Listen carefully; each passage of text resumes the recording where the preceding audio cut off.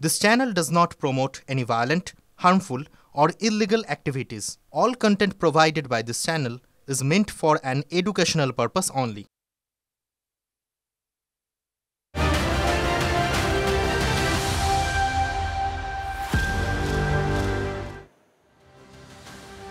নমস্কার, দেখছেন টিভি9 বাংলা। আপনাদের সঙ্গে আমি অনির্বাণের চক্রব্যূহ নিয়ে। আজকের চক্রব্যূহ কি? আসলে ইতিমধ্যেই দুটো চক্রব্যূহ রচনার চেষ্টা চলছে। শুভেন্দু অধিকারী যেদিন বলেছিলেন প্রথম ভবানীপুর তো নন্দীগ্রামের থেকে ইজি, সেদিনকে বোঝা গিয়েছিল যে শুভেন্দু অধিকারী ভবানীপুরে এসে সরাসরি লড়তে চান এবং তারপরে খুব দ্রুতই ঘোষণা করেছিলেন তার সেই মনোবাঞ্ছার কথা। অর্থাৎ তিনি এবার সরাসরি মমতা বন্দ্যোপাধ্যায়কে মুখোমুখি চ্যালেঞ্জ জানাতে চান, ঠিক যেভাবে 2021-এ নন্দীগ্রামে গিয়ে মমতা তাকে চ্যালেঞ্জ জানিয়েছিলেন। কেন বললাম? তার কারণ 2021-এর আগে মমতা বন্দ্যোপাধ্যায় নন্দীগ্রামের বিধায়ক ছিলেন না। সেবার শুভেন্দু অধিকারী যখন নন্দীগ্রামে নিজে লড়বেন বলে ঘোষণা করেন, তারপর মমতা বন্দ্যোপাধ্যায় নন্দীগ্রাম থেকে লড়ার ঘোষণা অনেকেই মনে করেছিলেন শুভেন্দু অধিকারীকে তার গড়ে আটকে রাখার একটা কৌশল মাত্র, যাতে গোটা রাজ্যের মাঠ জুড়ে শুভেন্দু খেলতে না পারে। এবার কি তার পাল্টা শুভেন্দু অধিকারী, যাতে মমতা বন্দ্যোপাধ্যায় নিজের কেন্দ্র ভবানীপুরেই, বিশেষ করে যে কেন্দ্রে গত কয়েকটি নির্বাচনের অঙ্কের নানা উঠাপড়ায় বেশ কিছু সংশয়ের জায়গা আছে, শুভেন্দু চান সেখানেই মমতাকে আটকে রাখতে। 21-এর পাল্টা। 21-এ আর যাই হোক, জয় যে মসৃণ হয়নি তা শুভেন্দুর মার্জিনেই স্পষ্ট ছিল। হাড্ডাহাড্ডি সেই লড়াইয়ে জিতে শুভেন্দু অধিকারী বিরোধী দলনেতা এবং মমতা বন্দ্যোপাধ্যায়কে আরও 6 মাস অপেক্ষা করে বিধানসভার বিধায়ক হতে হলেও অনস্বীকার্য, শুভেন্দু যদি নন্দীগ্রামে মমতা না লড়তেন আরও সহজে জিততেন, আরও কম সময় দিতেন। তাই কি এবার শুভেন্দু অধিকারী চাইছেন ভবানীপুরে ওই একই কায়দায় মমতা বন্দ্যোপাধ্যায়কে আটকে রাখতে? অর্থাৎ ভবানীপুরে শুভেন্দু যেতেই, মমতার গড়ে শুভেন্দু যেতেই এবার শুভেন্দুর গড়ে পাল্টা তৃণমূল। আর ঠিক সেই অঙ্কেই, সেই জন্যই নন্দীগ্রামে হলদি নদীর ঠিক অপর পারের বিধায়ক তাপসী মণ্ডল হঠাৎ সরাসরি তৃণমূল কংগ্রেসে যোগ দিলেন। যে তাপসী, হ্যাঁ, তার কাছে দলবদলটা নতুন নয় বটে, তৃণমূল থেকে তিনি, মাফ করবেন, সিপিএম থেকে তিনি বিজেপি এবং বিজেপি থেকে তিনি তৃণমূলে গেলেন, মানে একবার অন্তত দল বদলানোর অভিজ্ঞতা তার আছে। যে অভিজ্ঞতার সঙ্গে নিয়ে তাপসী গেলেন তৃণমূলে, তাকে স্রেফ তৃণমূলে যাওয়ার জন্যই না, তৃণমূল তাকে নিল স্রেফ বিজেপির একজন বিধায়ককে ভাঙানোর জন্য। 26-এর আগে এই চক্রব্যূহে শুভেন্দু অধিকারীর মমতা বন্দ্যোপাধ্যায়কে আর মমতা বন্দ্যোপাধ্যায়ের শুভেন্দু অধিকারীকে আটকানোর চেষ্টা নিয়েই আজ অনির্বাণের চক্রব্যূহের প্রথম বিতর্ক। একসময় কলকাতা ময়দান মেতে থাকতো তারকা ফুটবলারদের দল বদল নিয়ে। আজকাল রসিকতা করে অনেকেই বলছেন খেলার ছলে সেই সংস্কৃতিরই চাষ হয়েছে বঙ্গ রাজনীতির ময়দানে। সর্বশেষ উদাহরণ হলদিয়ার দুবারে বিধায়ক তাপসী মণ্ডল। 2016-তে ছিলেন সিপিএমে, 2020-তে শুভেন্দু অধিকারীর সঙ্গে তিনিও গিয়েছিলেন বিজেপিতে। আর বাংলা বিধানসভা 26 প্রহরে পৌঁছানোর আগেই সেই তিনি তৃণমূলে। মাননীয় মুখ্যমন্ত্রী উন্নয়নের সাথী হয়েছি। পার্টি নিয়ম করেছে বিধায়কদের জেলা সভাপতি করবো না। তুমি কে? তোমাকে রাখতে হবে। তাপসীর দলবদলের পরই হলদি নদীর ধারে নন্দীগ্রামের উল্টো পারে জোর চর্চা। স্বেচ্ছায় গেলেন নাকি ছক কষে তাকে দলে নিল তৃণমূল? রাজনীতির গলিতে কানাঘুষো শোনা যাচ্ছে এ আসলে শুভেন্দু অধিকারীর অঙ্ক ঘেটে দেওয়ার ছক। 21-এ শুভেন্দু অধিকারীকে চাপে ফেলতে নন্দীগ্রাম থেকে ভোটে লড়ার সিদ্ধান্ত নিয়েছিলেন মমতা বন্দ্যোপাধ্যায়। আমি যদি নন্দীগ্রামে দাঁড়াই কেমন হয়? জিতেছিলেন শুভেন্দুই, কিন্তু জয়ের মার্জিন বলে দেয় কতটা কঠিন ছিল সেই লড়াই। এবার শুভেন্দু অধিকারী যখন তৃণমূল নেত্রীর ঘরের মাঠ ভবানীপুরে গতিবিধি বাড়াচ্ছেন, মুখ্যমন্ত্রীর ওয়ার্ডেই অফিস বানানোর ইঙ্গিত দিয়েছেন, ঠিক তখন হলদিপাড়ে সার্জিক্যাল স্ট্রাইক করে কি তাকেই চাপে ফেলে দিল তৃণমূল। অনেক ভোটে ওকে হারাবো। 13 তারিখে কর্মী সভা ডেকেছি, গাঁ উজাড় করে হলদিয়া বিধানসভার লোকরা আমার সভায় আসবে, আমার জায়গা ওটা। 26-এর আগে কি এটা বাড়া? আমি ওকে কাউন্সিলরে হারিয়েছিলাম, আবার হারাবো। সেটা তো সময়ই বলবে। উনি কখনো বলছেন ভবানীপুর দখল করে নেবেন, কখনো বলছেন সারা বাংলা দখল করে নেবেন। এদিকে হলদি নদীর পাড়ে নিজের ঘর ফাঁকা হয়ে গেল। বিজেপির পাখির চোখ ভবানীপুর, মুখ্যমন্ত্রীর কেন্দ্রে তৎপরতা চোখে পড়ার মতো।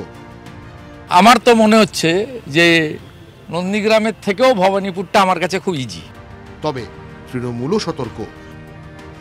গত লোকসভা ভোটের নিরিখে ভবানীপুর বিধানসভার অন্তর্গত কলকাতা পুরসভার 8টি ওয়ার্ডের ফলাফল ঘোরাতে তারাও তৎপর। সেনাপতিকে নির্দিষ্ট গণ্ডিতে আটকে রাখতে পারলে গোটা বাহিনীর মনোবলে ধাক্কা দেওয়া সম্ভব। সেই ভাবনারই প্রতিফলন তাপসীর দলবদল। তাহলে কি ভবানীপুর হতে চলেছে আগামী বিধানসভার ভোটের ভরকেন্দ্র? বিতর্ক শুরু। সরাসরি চোখ রাখবো আজকের বিতর্কের মূল প্রশ্নে, যে প্রশ্ন দিয়ে শুরু করব অনির্বাণের চক্রব্যূহের আজকের প্রথম বিতর্ক। মূল প্রশ্ন,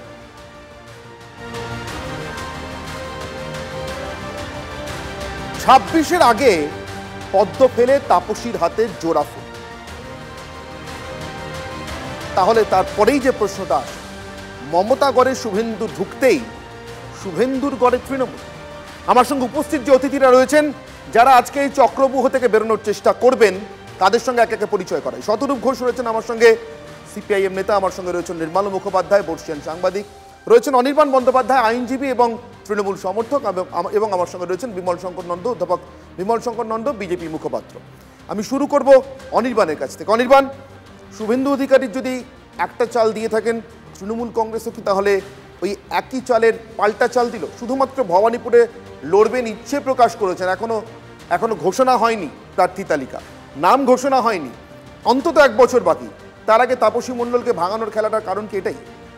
আপনারা শুভেন্দুবাবুর গড় শূন্য র বলে যেটা বলছেন, আমি আপনাকে এখান থেকে দায়িত্ব নিয়ে এইটুকু বলতে পারি যে ওটা এখন আর নেই। মানে গড় তার ভাঙতে হয় যার ওটা আছে। এই মুহূর্তে দাঁড়িয়ে পূর্ব মেদিনীপুর জুড়ে যেটাকে শুভেন্দুবাবু নিজস্ব রাজনৈতিক সাম্রাজ্য ভাবছেন, আমি জানি না তিনি মুখে যেটা বলছেন আদৌ অন্তরে সেটা বিশ্বাস করেন কিনা।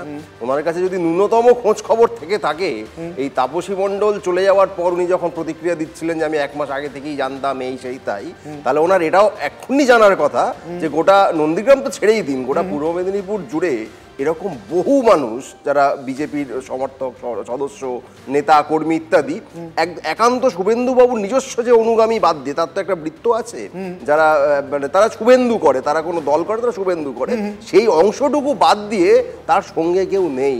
অর্থাৎ সেই গড়টাও এখন আর নেই, সেটা ফাঁকা হয়ে গেছে। বিমল শঙ্কর বাবু, অনির্বাণরা বলছেন গড়টা আসলে নেই, মানে ভাঙার কথা তো অনেক পরের কথা, একমত? স্বপ্ন দেখা ভালো, তবে অতি বাড়াবাড়ি স্বপ্ন দেখলে না হতাশাটা বেশি বাড়ে। এখন তৃণমূল কংগ্রেস তো প্রথম থেকে এসে পশ্চিমবাংলার যা সংস্কৃতি ছিল মোটামুটি বদলে টদলে দিয়েছে। এর আগের বিধানসভাতেও দেখা গেছে বিভিন্ন দল থেকে, বিশেষত কংগ্রেস থেকে ভাঙিয়ে নিয়ে চলে গেছে। নির্বাচনের আগে সিপিএম থেকেও ভাঙিয়েছে, কংগ্রেস থেকে ভাঙিয়ে নিয়ে চলে গেছে। ওরা ভাবছে এই ভাঙিয়ে ভুঙিয়ে নিয়ে ঠিক নির্বাচনের আগেই কাণ্ডগুলো করে আর কি, একে ভয় দেখিয়ে তাকে নিয়ে তারপরে নিজের দলটাকে বাড়ানো এবং দেখানো দেখো আমার দলে কত লোক চলে আসছে। আসলে ফ্ল্যাশব্যাকে যাবেন না বিমল শঙ্কর বাবু? ফ্ল্যাশব্যাকে যেতেই 4 বছর আগে এই ভাঙানোর খেলাটা তো উল্টো ছিল না। তখন তৃণমূল থেকে বিজেপিতে জনস্রোতের মতো লোক আসছিল, এসেছে তো, এবং তারা কেউই প্রায় বিজেপির সম্পদ হয়ে উঠতে পারেনি, একজন দুজন ছাড়া। ঠিক, বিজেপি যে কোনো দলেরই সম্পদ হওয়াটা কঠিন, চট করে চলে যাওয়া যায়, সম্পদ হওয়াটা কঠিন, এটা হয়তো সময় প্রমাণ করে। একটা মানুষকে সেই দলের সঙ্গে নিজেকে সম্পৃক্ত করতে হয়। তাহলে এই খেলাতে পিছিয়ে পড়ে কি আজকে তৃণমূলের দিকে অভিযোগ করছেন? পিছিয়ে পড়ার কোনো ব্যাপার নেই, বিজেপি পিছিয়ে পড়ার নীতিতে বিশ্বাসই করে না। এই ধরনের যারা দল বদলের নীতিতে তো বিশ্বাস করে। আমি একটা কথা বলি, এই ধরনের, আমি শেষ করি, এই ধরনের যারা দল ভেঙে গেছে, আমি মনে করি এই আপদগুলো বিদায় হলে দলটা বাঁচে। তার কারণ হচ্ছে আর হাসি কান্না হবে, এমন সময় আসবে অনির্বাণ একাতে কাঁদতে কাঁদতে ফিরে যাবে হয়তো। কারণ হচ্ছে যে 2026-এ এরা যদি আবার টিকিট পেত তারপরে গেলে তখন সমস্যা হতো। কারণ 2026-এ তৃণমূল কংগ্রেসকে উপড়াতেই হবে, পশ্চিমবাংলার স্বার্থে উপড়ে ফেলতে হবে, কিচ্ছু করার নেই। এগুলো গেছে, বিদায় হয়েছে। আরেকটা কারণ বলি, হচ্ছে বেসিক্যালি অসৎ। একটা দলের টিকিট নিয়ে নির্বাচনে জেতার পরে বাইরে বলা হচ্ছে বিজেপি, তারপরে ভেতরে গিয়ে বলছে তৃণমূল, এর আগেও করেছে। আমার আটকানোর ইচ্ছে ছিল না, কিন্তু আমার একটা ছোট্ট প্রশ্ন এবার আমি না করে পাচ্ছি না। আপনি কি মুকুল রায়কে আজও সৎ মনে করেন? মুকুল রায় একটা কাজ করেছিলেন, তিনি রাজ্যসভার আসন ছেড়ে দিয়েছিলেন, তারপর এসেছিলেন। না, এছাড়া একটা দল কোনোদিন তারা কোনোদিন তৃণমূলে বিজেপিতে যোগই দেননি, কোনোদিন বিজেপিতে যোগ দেননি, বিজেপির মেম্বারশিপ নেন। অনির্বাণ হাসির কারণটা সংক্ষেপে, অনুষ্ঠানটা যাকে নিয়ে মূলত শুভেন্দু অধিকারী, তাকে এখান থেকে সরাসরি কি একটা আপদ বলে দিলেন বিমলবাবু, মানে এই দল বদলানোর প্রসঙ্গে। না, এগুলো তৃণমূল খুব বাজে কথা বলে, আমার মুখে কথা বলছে কেন? আমি বলিনি। যদি আপদ হয়, আজকে প্রেজেন্ট বঙ্গ বিজেপি 70% আপদ, এর যে জনপ্রিয়তম নেতা কি নয় সেটা অনেক পরের কথা। তার নিজের জেলায় কটা লোক তার সঙ্গে আছে, দল বদলের প্রসঙ্গে ঘষে দিয়েছে তো আমরা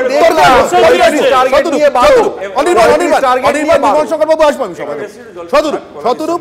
আমার প্রশ্ন আপনার কাছে একটাই, যেভাবে এই ভূমিকাটা শুরু হলো 1 বছর পরে বিধানসভা নির্বাচন, নিঃসন্দেহে এখনো কোথাও কোনো প্রার্থী তালিকা কোনো দলের ঘোষণা হয়নি, কিন্তু ভূমিকাটা দেখে আপনার কি মনে হচ্ছে আবার সেই বাইনারিতেই আটকে যাবেন বামেরা?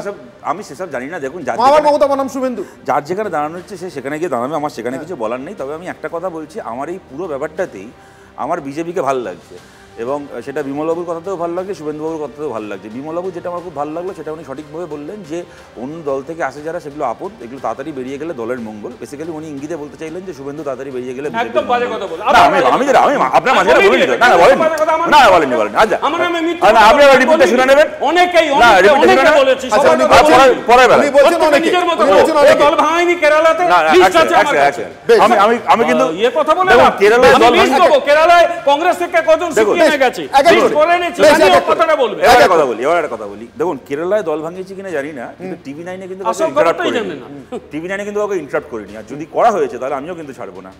2 নম্বর কথা হচ্ছে, যেটা আমার যে কারণে বিমলবাবুর থেকেও বেশি শুভেন্দুবাবুকে ভালো লাগলো, গতকাল উনি কারেক্ট কথা বললেন যে তুই বাপের বেটি হয়ে থাকলে দাঁড়িয়ে বল বিধানসভার ভেতর যে আমি তৃণমূল জয়েন করেছি। অর্থাৎ উনি যেটা বলার চেষ্টা করলেন তা হচ্ছে, শিশির অধিকারী যদি এক বাপের ছেলে হয়ে থাকে এবং দিব্যেন্দু অধিকারী যদি এক বাপের ছেলে হয়ে থাকে, তাহলে ওদের লোকসভায় দাঁড়িয়ে বলা উচিত ছিল যে আমরা এখন বিজেপি। ব্যক্তিগত আক্রমণ না, এটা আমার কথা অনির্বাণ, একদম না, একদম। তুমি আমাকে আজকে থেকে চেনো না। না, I am quoting one person who is the leader of opposition of our state. আমি একদম না, আমি কথাটা আমার শেষ করি please Anirban, this cannot be done. আমি আমার কথাটা শেষ করি। আমি একজনকে কোট করছি, শুভেন্দু অধিকারী যে কথাটা বলেছেন তার মানেটা এই দাঁড়াচ্ছে, খালি তাপসী মণ্ডল বা অন্য 5 জনকে নিয়ে নয়, ওনার নিজের বাবা এবং ভাইয়েরও পিতৃ পরিচয় নিয়ে সন্দেহ আছে। উনি গতকাল যেটা বলেছেন, এবার আমি আমার কথা, তুমি না করতে পারো, গোটা বাংলা কথা শুনেছেন।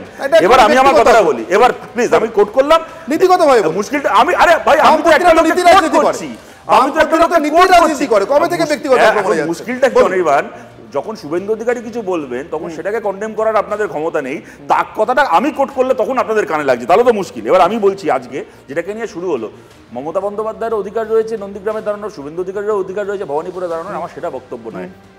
বক্তব্য হচ্ছে, আমি একটা কেন্দ্রে দাঁড়িয়ে মানুষের ভোটে জিতলে আমি দল পাল্টাতে পারি, কিন্তু তাহলে আগে আমাকে পদত্যাগ করে তারপর দলটাকে পাল্টাতে হবে, এই হচ্ছে সহজ কথা। শুভেন্দু অধিকারী এটা ঘটনা পদত্যাগ করেছিলেন যখন উনি তৃণমূল ছেড়েছিলেন, বিজেপিতে গেছিলেন, কিন্তু মুশকিলটা হচ্ছে এই অবধি বিমলবাবু বললেন, তারপরে যেটা বললেন না তা হচ্ছে, সেই শুভেন্দু অধিকারীর হাত থেকে পতাকা নিয়ে যে সব্যসাচী দত্তরা, যে রাজীব ব্যানার্জিরা বিজেপিতে পরবর্তীকালে গেল, তারা কিন্তু কেউ বিধানসভা থেকে পদত্যাগ করলো না। এবং শুভেন্দু অধিকারী একটা ঘটনা তোমায় বলি, তিনি তখন ছিলেন তৃণমূলে, গাজলে সিপিআইএমের এমএলএ দীপালি বিশ্বাস তিনি দলবদল করলেন, শুভেন্দু অধিকারী নিজে গিয়ে সই করে তাকে সেখানকার কিসব অ্যাপয়েন্ট করে আসলেন, তৃণমূলের ওই দলে নিলেন হাতে পতাকা তুলে দিয়ে। তখন সুজন চক্রবর্তী আমাদের পরিষদীয় দলনেতা বিধানসভায় বিমান বন্দ্যোপাধ্যায়ের কাছে মানে দেখালেন সে ছবি টবি সবকিছু দিয়ে, এবং শুভেন্দু অধিকারী সই করা কাগজ যেই দীপালি বিশ্বাস দলবদল করেছে এর বিধায়ক পদ খারিজ করা হোক। হিয়ারিং হলো, স্পিকার হিয়ারিং করলেন, এই Suvendu Adhikari this bloody person স্পিকারের হিয়ারিংয়ে দাঁড়িয়ে বললেন, নিজের সই করা চিরকুটটাকে দেখিয়ে, যে এই দীপালি বিশ্বাস সেই দীপালি বিশ্বাস না, এটা অন্য দীপালি বিশ্বাস। আমি বলছি, দিনের পর দিন গণতন্ত্রের নামে এই তঞ্চকতা হয়েছে। অনির্বাণ, আমি একটা কথা বলি, আমার এটা বলতে আমি দর্থহীনভাবে বলছি, দীপালি বিশ্বাস যে কাজটা আজকে করেছে এটা অন্যায় করেছে, কিন্তু সেক্ষেত্রে এই দীপালি বিশ্বাস বিধায়ক পদ না ছেড়ে শুভেন্দু অধিকারীর হাত দিয়ে দলবদল করেই যখন তাকে বিজেপিতে জয়েন করানো হয়েছিল, সেটাও অন্যায় করা হয়েছিল। এখন বিজেপির লোকেরা ওইটাকে স্বীকার না করে আজকে এটাকে নিয়ে বড় বড় কথা বলবে। উত্তর নেব, তারপর আমি আমি পরিষ্কার একটা কথা বলি, সেটা হচ্ছে প্রত্যেকে একটা দল থেকে অন্য দলে যেতেই পারে। কেরালা থেকে কংগ্রেস থেকে অনেকে সিপিএম এ গেছে, নাম চাইলে আমি নাম দিয়ে দেবো কোন পত্রিকায় গেছে, বিধায়ক পদ ছেড়েছে না, বিধায়ক পদ ছেড়েছে তারা শিশুর অধিকার গেছে। ওরা বলে যে সিপিএম থেকে যাওয়া যায়, সিপিএম থেকে যাওয়া যায়, সিপিএম এ ঢোকা যায় না, এরকম একটা কথা। না আমি বলছি তারা তো সিপিএম এ ঢোকা যায়, সিপিএম এ ঢোকা যায়। শিশুর অধিকারী ছাড়লো না কেন? শিশুর বারবার একটা অসত্য কথা বলা হচ্ছে। রাজীব ব্যানার্জিটা আমি বলছি না, আমি বারবার অসত্য কথা কেন শিশির অধিকারী, দিব্যেন্দু অধিকারী সম্পর্কে বলা হচ্ছে। তারা কোনদিন ফরমাল তারা কি বিজেপিতে যোগ দিয়েছিল? ওটা না, একদম মিথ্যা কথা। You are telling a lie here. মোদির সভায় মিথ্যা কথা বলবে না। মোদির সভায় যাওয়া মানে কোনদিন দলে যোগ দেওয়া না। কি বলে? মোদির লাই হিয়ার। পরে বলবে এটা সিপিএম সিপিএম আরে কি বলছেন? বিজেপি দলীয় সভা, আপনি প্রফেসর এতদিন সভায় গেলেন, তার বলে বিজেপি দলীয় সভায় গেলেন, প্রধানমন্ত্রী সভায় শিখবো। আপনি প্রফেসর আগে মোদির দলীয় সভায় যোগ দিয়েছেন, সিপিএম কে টেলিভিশন চ্যানেল ছাড়া রেকর্ড করতে হবে। এই সমস্ত কথা বলতে এরা আসে। আরে পদ্মফুল ব্যক্তিগত পদ্মফুল লাগানো দলীয় সভা, ব্যক্তিগত করে এরা। এই জন্যই শূন্য হয়েছে এরা।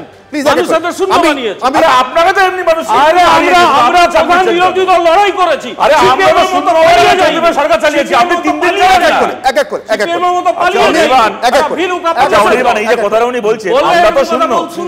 আমরা তো শূন্য হওয়ার আগে 34 বছর সরকার চালিয়েছি, ওনারা 34 ঘন্টার জন্য ক্ষমতা এসে দেখান না, 34 ঘন্টার জন্য আসুন না।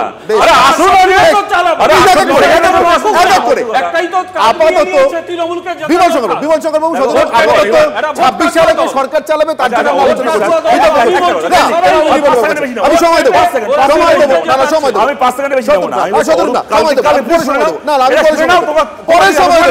পরে নির্মল বাবু আপনার কাছে আমার প্রশ্ন, এই শুভেন্দু অধিকারীর ভবানীপুরে ঢোকার চেষ্টা বা ঢোকার ইচ্ছে প্রকাশ করা, পাল্টা হলদিয়াতে একটা চাল দেওয়া, সত্যি কি এটাকে ঘিরে আবর্তিত হবে 1 বছর পরেও বাংলা রাজনীতি? মানে কেউ দল ভাঙাবেন, কেউ সরাসরি লড়তে যাবেন, আর তার মাঝখানে কিছু লোক রাজীব বন্দ্যোপাধ্যায়ের মতো আসা যাওয়ার খেলা খেলে যাবেন। দেখুন অনির্বাণবাবু, পশ্চিমবঙ্গে তো ফেস পলিটিক্স হয়, হ্যাঁ সবসময় হয়ে এসছে। সুতরাং ফেস যদি মমতা ব্যানার্জি হয়, এখন ইমিডিয়েটলি পাল্টা ফেস শুভেন্দু অধিকারী। আপনি জনমানুষের যদি যান, এটাই হচ্ছে স্বীকৃত জিনিস। এবার না শুভেন্দু অধিকারী না মমতা বন্দ্যোপাধ্যায়, এদেরকে আমি খুব সাহসী নেতা হিসেবে মানতে রাজি নই। কেন? তার কারণ মমতা বন্দ্যোপাধ্যায় কখনো দক্ষিণ ছেড়ে উত্তরের কোনো কেন্দ্রে কখনো দাঁড়ায়নি। মমতা বন্দ্যোপাধ্যায় উত্তর কলকাতার পলিটিক্স কোনোদিন করেনি। মমতা বন্দ্যোপাধ্যায় যাদবপুরে হেরে দক্ষিণ কলকাতায় এসেছে। আবার মমতা বন্দ্যোপাধ্যায় একবারই দক্ষিণ কলকাতা ছেড়ে নন্দীগ্রামে গিয়ে পরাজিত হয়ে ফিরে এসেছেন। শুভেন্দুবাবু কোনোদিন মেদিনীপুরের বাইরে পা রাখেননি। সুতরাং এবার তো তিনি ভবানীপুরে আসতে চাইছেন। এইবারে উনি যে ভবানীপুরে আসতে চাইছেন, আপনি যে ব্যুহটা তৈরি করেছেন, এইটা হঠাৎ উনি বলছেন কেন? আমার যেটা অ্যাপারেন্টলি মনে হচ্ছে সেটা হচ্ছে ভবানীপুরের যে ওয়ার্ড ভিত্তিক যে বিষয়টা রয়েছে, সেখানে বিজেপি খানিকটা এগিয়ে আছে। যদি এগিয়ে থেকে থাকে, মমতার ওপর বাড়তি চাপ সৃষ্টি। আপনি এটা বিশ্বাস করেন নির্মলবাবু যে মাত্র 3টে ওয়ার্ডে এগিয়ে থাকার হিসেব নিয়ে শুভেন্দু অধিকারী ভবানীপুরে লড়তে আসছেন, নাকি অন্য কোনো পরিকল্পনা? না, একটাই আছে। তার কারণ ইন্ডিপেন্ডেন্ট লড়বে না, আমি সে কথা বলছি, বিজেপির হয়েই লড়বে, এবং আমার মনে হয় না কোনোদিনই সে এখানে লড়তে আসবে। আমি খুব জোর দিয়ে আসবেন না, একদমই না। তাহলে কি এবার আমি আপনাকে বলছি, আমাকে বলতে দিন। তার কারণ হচ্ছে কোনো ম্যাচিওর পলিটিশিয়ান এই কাজটা করে না। মমতা বন্দ্যোপাধ্যায় একটা ঝটিকা সফরে হঠাৎ নন্দীগ্রামে চলে গিয়ে যে ভুলটা করেছেন, মমতার হাতে তৈরি শুভেন্দু অধিকারী সেই ভুলটা করবেন বলে আমার মনে হয় না। এক, দ্বিতীয় কথা হচ্ছে সব থেকে ইম্পর্টেন্ট, সেটা হচ্ছে বিজেপিতে কন্টিনিউয়াস ব্লিডিং হয়ে যাচ্ছে, একদম রক্ষক্ষরণ। কিরম ভাবে? ধরুন 2021 থেকে যত ট্রান্সফার 148 জন চলে গেছিল, তার মধ্যে মাত্র 27 জন জিতেছিল। ঠিক লাস্ট এই যে তাপসী মণ্ডল, সেখানে ব্লিডিং। বিজেপির 77 জন ক্যান্ডিডেট ছিল, সেখানে নেমে 65-তে নেমে। সুতরাং এই যে কনস্ট্যান্ট রক্তক্ষরণটা হচ্ছে, এই রক্তক্ষরণটা কার সময় থেকে হচ্ছে? শুভেন্দু অধিকারী যবে 2020-তে এসছে, 2021 থেকেই রক্তক্ষরণ শুরু হয়েছে। এইটা ব্লিডিংটা বন্ধ করতে বিজেপির লিডার হিসেবে আপনি জানেন বিজেপির সাংগঠনিক এখন প্রবলেম আছে। তাহলে আমার একটা প্রশ্ন আছে, কিন্তু সেই প্রশ্নটা করবার আগে আসবো আমি, বিমান শঙ্কর বাবু আসবো, আমি হাত তুলেছেন দেখেছি। তার সেই প্রশ্নটা করার আগে আমি আপনাদেরকে একটা পুরনো কথা স্মরণ করি দিই। রাজীব বন্দ্যোপাধ্যায় যাওয়ার আশা আপনাদের মনে আছে, কিন্তু যাওয়া আসার মাঝখানে একটা বিরাট বড় অভিযোগ আপনাদের মনে পড়ে কি? রাজ্যের মুখ্যমন্ত্রী স্বয়ং একটি মঞ্চ থেকে বলেছিলেন রাজীব বন্দ্যোপাধ্যায় দুর্নীতি করেছেন বন সহায়ক নিয়োগের সময়, তার দপ্তরে অর্থাৎ বনমন্ত্রী হিসেবে তিনি দুর্নীতি করেছেন। কি বলেছিলেন মমতা বন্দ্যোপাধ্যায়, আসুন শুনেন। যে ছেলেটা আমাদের থেকে চলে গেছে, जो हमारा साथ थे लेकिन अभी चला गया, বন সহায়ক অ্যাপয়েন্টমেন্ট নিয়ে ও কিছু কারসাজি করেছে, এই কমপ্লেন আমাকে बहुत सारे आदमी ने दिया है, हम उसको इन्वेस्टिगेशन कर रहे हैं। आज तो 4-5 दिन अगर तृणमूल इलेक्शन डिक्लेयर हो जाएगा तो हम नहीं कर पाएगा, इन्वेस्टिगेशन तो चलेगा। প্রত্যেকেই প্রায় হাত তুলছেন, অনির্বাণ ছাড়া। আমি জানি অনির্বাণ অস্বস্তি আছে, আমি আসবো সদর শোনাবো অনির্বাণ শুধু একটা ছোট্ট কথা, নির্মল বাবু আসবো। অনির্বাণ ছোট্ট কথা, খুব অদ্ভুত ভাবে মমতা বন্দ্যোপাধ্যায়ের এই বক্তৃতার মঞ্চে দেখুন ডান দিকে দাঁড়িয়ে আছেন অরূপ বিশ্বাস। আমি যদি আবার ছবিটা দেখাতে বলি, ডান দিকে দাঁড়িয়েছিলেন অরূপ বিশ্বাস, যে অরূপ বিশ্বাসের হাত থেকে কাল তাপসী মণ্ডল পতাকাটা নিলেন। রাজীব গেলেন, ফিরলেন, মাঝে দুর্নীতির অভিযোগটা হলো, তদন্ত কমিশনে নাকি হয়েছিল। রাজীব কি নির্দোষ প্রমাণিত হয়েছে? নিরপেক্ষতার স্বার্থে অন্তত 2016 শ্রমিক ভট্টাচার্যদের সে প্রেস কনফারেন্সটা একবার দেখিয়ে দিতেন, যেখান থেকে শুভেন্দু অধিকারীকে কি না বলেছেন। আমি অর্জুন সিং শ্রমিক ভট্টাচার্যকে কিসের ছেলে বলছিলেন ওটা দেখাতে বলছি না, কিন্তু প্রেস কনফারেন্সটা যদি দেখাতেন নিরপেক্ষতার স্বার্থে একটা সমতা হতো। আমি সেই জায়গায় যাচ্ছি না, আপনি এটার উত্তর দিন। না উত্তর দিচ্ছি। দেখুন, শুধুমাত্র রাজীব ব্যানার্জি দলবদল একা করেছিলেন এমনটা নয়, বা দল ছেড়ে দেওয়ার পর করেছিলেন অনেক লোক আছে, শুধু গেছিলেন আবার ফিরে এসেছেন, এরকম একাধিক আছে। এবং ছেড়ে যাওয়ার পর তাদের বিরুদ্ধে যে অভিযোগ করা হয়নি তাও নয়, 100 বার অভিযোগ করা হয়েছে। এবং সেই জায়গায় দাঁড়িয়ে বিজেপির আজকের যে পজিশন, তারা 2019 থেকে 21-এর মাঝে, আমি আসছি আপনার 2019 থেকে 21-এর মাঝে যা করতে চেয়েছিল, স্বয়ং প্রধানমন্ত্রী বলেছিলেন 40 জনের বেশি তৃণমূল বিধায়ক আমার সঙ্গে যোগাযোগ রাখছে। আজকে শটে ষাটটাও সমাচারে হচ্ছে, পাল্টাটা তারা পাচ্ছেন। দেখুন, রাজনীতিতে কিন্তু কৌশলের জায়গা থাকে। সময় দেব।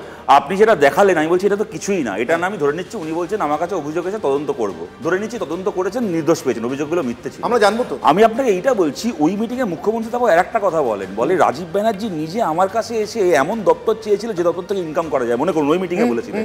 অর্থাৎ এর কিন্তু তদন্ত তদন্তের ব্যাপার নেই, মমতা ব্যানার্জি নিজে সাক্ষী। আমি এইখানেই বলছি অনির্বাণ, এর পেছনে কোনো নৈতিকতা থাকতে পারে না। যখন আমার দলে আসছে আমি তাকে ভালো বলবো, সেই যখন দল বদল করবো অন্যকে খারাপ করবো। আমি একটা কথা বলি, অরূপ বিশ্বাস তিনি তো পশ্চিমবঙ্গ সরকারের মন্ত্রী, তা বলে কি গতকালের এই যোগদানের যে আসরটা ছিল ওটা কি পশ্চিমবঙ্গ সরকারের অনুষ্ঠান ছিল, মন্ত্রীর অনুষ্ঠান ছিল না? তেমনই কেন বলছি কথাটা, তেমনই হাফ সেকেন্ড, তেমনই মোদির ওই মিটিংটা কিন্তু প্রধানমন্ত্রীর সভা ছিল না, বিজেপি নেতা নরেন্দ্র মোদীর মিটিং ছিল, বিজেপির পদ্মফুলে আঁকা সিম্বলে। সুতরাং এটা ঘটনা যে শিশির অধিকারী, দিব্যেন্দু অধিকারী দলবদল করেছিলেন এবং পার্লামেন্ট থেকে রিজাইন করেননি, কোনোভাবে এটাকে সমর্থন করা যায় না। যদি ওইটাকে সমর্থন করতে হয় সমর্থন করতে হয়। 2024-এর মার্চ মাসে কিন্তু আনুষ্ঠানিকভাবে দলবদল করেন, দিল্লি গিয়ে অর্জুন সিংয়ের সঙ্গে, মানে অর্জুন যখন আবার রিজয়েন করেন। নির্মল বাবু, আপনার কাছে আমার একটা ছোট্ট প্রশ্ন, একটাই প্রশ্ন। আচ্ছা, 21-এর সঙ্গে তুলনা টানা হচ্ছে তো, 21-এর স্রোতটা ছিল উল্টো, তৃণমূল থেকে বিজেপিতে আসছিল। যে তৃণমূল থেকে বিজেপিতে আসা নিয়ে এত প্রশ্ন, এত সংশয় আজকের দিনও রয়ে গিয়েছে, শুভেন্দু অধিকারীও বলছেন, আমি আসবো সে কথা পরে দ্বিতীয় বিতর্কে। কিন্তু আমার এখান থেকেই প্রশ্ন, আচ্ছা আপনার কি মনে হয় তাপসী বিজেপি থেকে তৃণমূলে গেলেন, শুভেন্দু পাঠালেন? না, আমাকে একটা কথা বলুন। আমার যেটা ধারণা হচ্ছে সেটা হচ্ছে শুভেন্দু অধিকারী একমাত্র বিজেপির সাকসেসফুল নেতা যে একজন ক্যান্ডিডেটকে, অভিজিৎ গাঙ্গুলিকে 7টা কনস্টিটিউয়েন্সি থেকে জিতিয়ে এনেছিলেন। 2024-এর লোকসভা ভোটে বেশ 14 জন 7টা কনস্টিটিউয়েন্সি থেকে জিতেছে, তার মধ্যে 13 জন তৃণমূলের আর একজন বিজেপির, আর সে শুভেন্দু অধিকারী। তাহলে গদ্দার যে কনসেপ্টটা আপনারা ভুলে যাচ্ছেন, গদ্দার বলে যে কনসেপ্টটা তুলেছিল তৃণমূল, সেই গদ্দার কনসেপ্টটা মমতা আজকে ডাইলিউট করছে। আমার আবারও প্রশ্ন আপনার কাছে, তাপসী গেলেন না পাঠানো হলো? মানে শুভেন্দু অধিকারী 21-এর ফর্মুলা উল্টো অ্যাপ্লাই করলেন। এই কথা কোনো উত্তর দেওয়ার মানে হয় না। না, না, না, আমি তার আগে না না উত্তর দেওয়ার মানে হয় না। না, না, মানুষ জানতে চায়। না, আপনি সেটা আপনি কাকে বললেন সেটা তাকে জিজ্ঞেস করুন, আমি কি করে উত্তরটা দেব? আমি নির্মলবাবুর আগের প্রশ্নের একটা উত্তর দিই। সেটা হচ্ছে উনি বললেন শুভেন্দু অধিকারী বেসিক্যালি ভীতু। আমি পরিষ্কার বলি 2021-এর পরে এই তৃণমূলের ভয়াবহ অত্যাচারের মুখে বিজেপি কর্মীরা দাঁতে দাঁত চেপে লড়ছে, শুভেন্দু অধিকারীরা সামনের সারিতে আছে, আরো বহু নেতা আছে, তাকে ভীতু বলা যায় না। আর দ্বিতীয় বলি শুভেন্দু অধিকারী মমতার ক্রিয়েশন নয়, বেশ এরা অধিকারী পরিবারের ইতিহাসটাই এরা কেউ জানে। একেবারে শেষ, আমার সময় একেবারে শেষ, এই বিতর্কের সময় শেষ। আসছি না, এই বিতর্কের সময় শেষ, প্লিজ প্লিজ, এই বিতর্কের সময় শেষ। আমি দ্বিতীয় বিতর্ক নিয়ে ফিরে আসছি। আপনারা অনেকেই শুনেছেন, যদিও সে গানের অনুষঙ্গ আলাদা, দেখুক পাড়া পড়শিতে কেমন মাছ গেঁথেছি পড়শি। যখন মাছ গাঁথার চেষ্টা করছেন দিলীপ ঘোষ, আরো বড় মাছ, ঠিক সেই সময়ে মাছ কোন দিকে উঠল? যে মাছ উঠেছিল সে মাছ কি সত্যি বড় ছিল না চুনোপুটি, তা নিয়ে পাল্টা তর্ক তৈরি করছেন কে? অন্য কেউ না, শুভেন্দু অধিকারী। ঠিক যে কায়দায় দিলীপ ঘোষ 2021-এর পর কিছুটা আলাপ করতে করতেই সাংবাদিকদের বলতেন, যতদিন মুকুল রায় আসেননি সব ঠিকঠাকই চলছিল, না এলে 21 আমরা এমনিই আসতাম, কিন্তু আসার পরে যেন সব উল্টো দিকে ঘুরতে শুরু করলো। আজ শুভেন্দু অধিকারীও সেই একই কায়দায় বলছেন, মুকুল রায়দের বিজেপিতে আসাতেই নাকি যত অনিষ্টের সূচনা। রিলের মতন রিয়েলে, মানে রাজ্য রাজনীতিতেও যে বড় মাছ ধরার রীতি মতন টক্কর। 26-এর মহাযুদ্ধের আগে বড় বড় ছিপ জাল বেরিয়ে পড়ছে, টোপও গিলে ফেলছেন কেউ কেউ। আর এই প্রেক্ষাপটে ইঙ্গিতপূর্ণ মন্তব্য বিজেপির প্রাক্তন রাজ্য সভাপতি দিলীপ ঘোষের।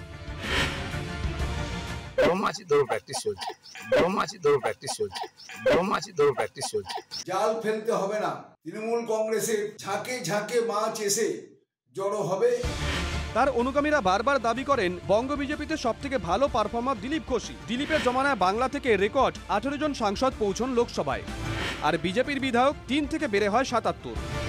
যখন এই লোকেরা ছিলেন না, তখন ভারতীয় জনতা পার্টি এখানে 19টা এমপি জিতেছিল, 41% ভোট পেয়েছিল।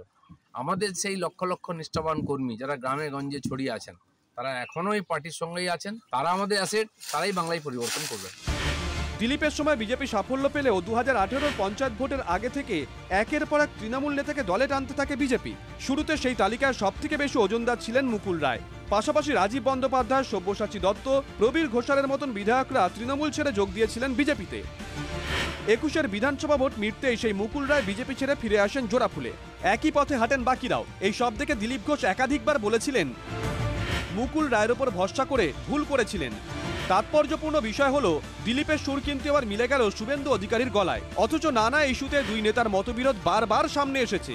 পদ্মপাতায় মুকুল বিন্দুর আয়ু মেরে কাটেছিল 4 বছর, আর রাজীব বন্দ্যোপাধ্যায়ের আরো কম। তৃণমূলে ফিরে যাওয়া নেতাদেরকে নিয়ে এখন দিলীপের মতোই খেত বিরোধী দলনেতার।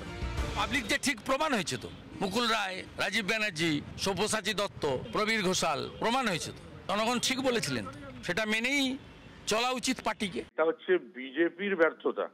বিজেপির কিচ্ছু ছিল না, সব ভুল ভাল বলে সবাইকে নিয়ে যাওয়া হয়েছিল। 2021 সালে নয় আমি ছেড়ে দিলাম, 2024 সালে ওদের এই হাল হলো কেন?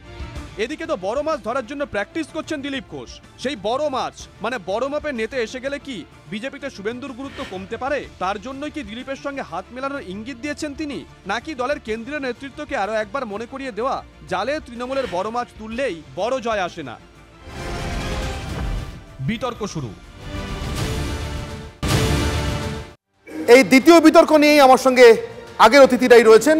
সরাসরি নির্মলবাবুর কাছে প্রশ্ন, কাকে বার্তা দিচ্ছেন শুভেন্দু? নির্মলবাবু, আমি শুভেন্দুবাবু কোন জায়গায় দাঁড়িয়ে আছে তার 4টে পয়েন্ট বলছি, তাহলেই আপনার বার্তাটা বুঝতে পারবেন। প্রথম কথা, শুভেন্দুবাবু এমন জায়গায় দাঁড়িয়ে আছেন যখন তার রাজনৈতিক অবজারভার নেই। মানে মঙ্গল পাণ্ডে তিনি হেলথ মিনিস্টার হয়ে চলে গেছেন, শুধু পড়ে আছে সুনীল বানসাল। এক, শুভেন্দুবাবু এমন সময় দাঁড়িয়ে আছেন যখন 12 জন অলরেডি তৃণমূলে ট্রান্সফার করেছে। শুভেন্দুবাবু এমন একটা জায়গায় দাঁড়িয়ে আছেন যে 4 বছর আগে পার্টিতে আসার পরেও আজও মমতা বিরোধী মুখ হিসেবে তাকে পার্টি তুলে ধরেনি। 3, 4 সব থেকে বড় যেটা, সেটা হচ্ছে শুভেন্দুবাবু এমন একটা জায়গায় দাঁড়িয়ে আছেন যখন সাংগঠনিক নির্বাচনের মুখে দাঁড়িয়ে আজ অবধি বিজেপি এই জায়গায় পৌঁছতে পারেননি যে শুভেন্দুবাবু প্রেসিডেন্ট হবেন এবং সংগঠন তার হাতে যাবে। বার্তাটা, তার গোটা বার্তা, মমতা বন্দ্যোপাধ্যায় যখন বার্তা দেন, বিজেপিকে কোনো বার্তা দেন না, সিপিএমকে কোনো বার্তা দেন না, দেন দলকে। শুভেন্দুবাবু আজকে যা বলেছেন সেটা দলের কাছে বার্তা। বিমল শঙ্কর, যদি দল বুঝতে পারে ভালো, না বুঝতে পারে তাদের সর্ব। বিমল শঙ্কর বাবু, শুভেন্দু অধিকারীর বার্তাটা কার জন্য? নির্মল বাবু বলছেন দলের জন্য, সবটাই দলের কথা বলি। কার জন্য বার্তা তার চেয়ে বেশি গুরুত্বপূর্ণ যেটা উনি বলেছেন সেই জিনিসটা কতটা গুরুত্বপূর্ণ। কার কাছে বার্তা সেটা আমার কাছে গুরুত্বপূর্ণই নয়। কেন নয়? তার কারণ হচ্ছে তিনি একটা মতামত প্রকাশ করেছেন, আদৌ কাউকে বার্তা দিয়েছেন কিনা সেটা আপনাদের আমাদের ব্যাখ্যার ব্যাপার। আমি সেই ব্যাখ্যায় যাচ্ছি না। একটা কথা ভাবুন, শুভেন্দু অধিকারী নিজেও তো ফ্যাক্ট তৃণমূল থেকে বিজেপিতে এসছে, এটা জানেন এবং তিনি জানেন যেটা ভারতে সবাই জানে, তারপরেও তিনি এই কথাটা বলছেন যথেষ্ট ঝুঁকি নিয়ে বলছেন। কেন বলছেন? ঝুঁকির কোনো ব্যাপার নেই, সেটা হচ্ছে উনি যে কথাগুলো বলেছেন একটা দল থেকে অন্য দলে যখন যায় র্যাঙ্ক অ্যান্ড ফাইলে চেঞ্জ হয়ে যায়।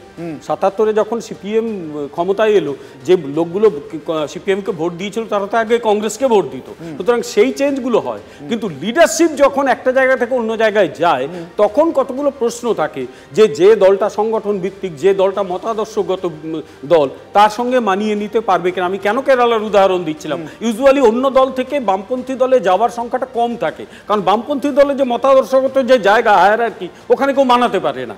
ঠিক সেই রকম বিজেপি একটা মতাদর্শগত দল, কিন্তু 2021-এর আগে নেওয়া হয়েছে অন্য দল 148 জন নেওয়া হয়েছে, ওটা অস্বীকার কেউ করছে না। 148 কি 448 আরো বেশি হতে পারে, কিন্তু দেখা যাচ্ছে যে সেক্ষেত্রে আমরা আমাদের ইপ্সিত ফল লাভ করতে পারিনি।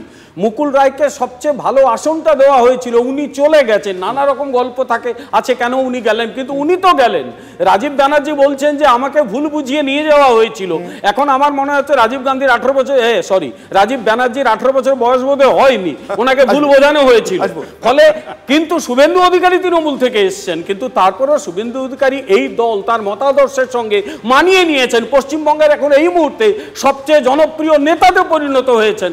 তাই সব দলবদল ঠিক নয়, কিন্তু আবার এটাও ঠিক যে কথাটা মানে বিধানসভা বিরোধী দলনেতা বললেন সেই কথার গুরুত্ব তো উড়িয়ে দেওয়া যায় না। আমি আসবো তার কাছে, অনির্বাণের কাছে জিজ্ঞাসা করা আছে।